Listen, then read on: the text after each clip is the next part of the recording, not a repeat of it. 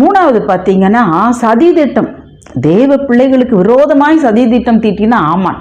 Esther 7ஆம் அதிகாரத்தில் அதை படிக்கலாம். ஆமான் என்ன பண்ணுறான்? மொர்தெகாய்க்கு விரோதமாக எல்லாமே பண்ணி எல்லாம் பண்ணுறான். ஆனால் ஆமான் ராஜ சமூகத்தில் இருக்கிறான். அப்போ அவன் மேன்மை அடைந்திருப்பான். உண்மையும் உத்தமமாக இருந்திருந்தா மேன்மை அடைந்திருந்தான். ஆனால் அவன் யூதருக்கு விரோதமாக சதி திட்டம் செய்கிறான். வேதம் என்ன சொல்கிறது? தேவ பிள்ளைகளுக்கு விரோதமாக யாருமே எழும்பக்கூடாது. எழும்பினோம்னா நம்மளுக்கு அது வாய்க்காது. அது நம்மளுக்கு விரோதமாக தான் இருக்கும். நான் தேவன் அவர்களுக்காக யுத்தம் செய்கிற தேவனாக இருக்கிறார் இல்லையா? அப்போ உனக்கு விரோதமாக எழும்புகிற எந்த ஆயுதமும் வாய்க்காது. ஒரு கூட்டம் உனக்கு விரோதமாக கூடினா அது என்னால் கூட்டின கூட்டம் இல்லைன்னு ஆண்டவர் சொல்லுகிறார் இல்லையா? அப்போ ஆமான் கூட்டின கூட்டம் ஆண்டவருக்கு விரோதமானது இல்லையா?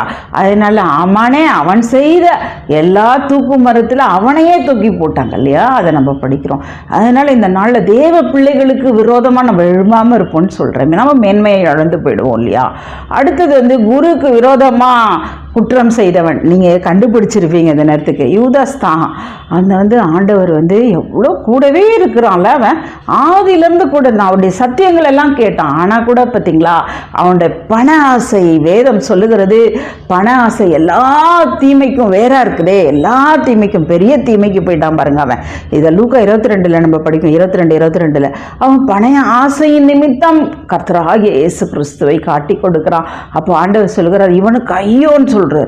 எல்லாரும் ஆண்டவரை விட்டு ஊழியம் செஞ்ச காலத்தில் விலகி போனப்போ நீங்களும் போக மனதா இருக்கிறீங்களான்னு கேட்ட பொழுது அவங்க இருந்தவங்க தான் இவனும் கூட இருந்தான். ஆனால் இவன் வேண்டாதவர்களோட வேத பரிசேயரோட ஐக்கியம் கொண்டு, வேண்டாத ஐக்கியம், வெளிச்சத்துக்கும் இருளுக்கும் சம்மந்தம் இல்லைன்னு ஆண்டவர் சொல்லுகிறார். இந்த நாளில் நம்ம பண ஆசையுடையவர்களா இந்த உலகத்தில் பணம் வேணும், எல்லாமே நம்மளுக்கு தேவைக்கு தக்கதாய் வேணும். பண ஆசை உள்ளவர்களுக்கு தான் தேவன் விரோதமாக இருக்கிறார் இல்லையா? அதனால பண ஆசை கொண்டு அவன் தன்னுடைய அப்போஸ்தல பொசிஷனை இழந்து போனான் இல்லையா?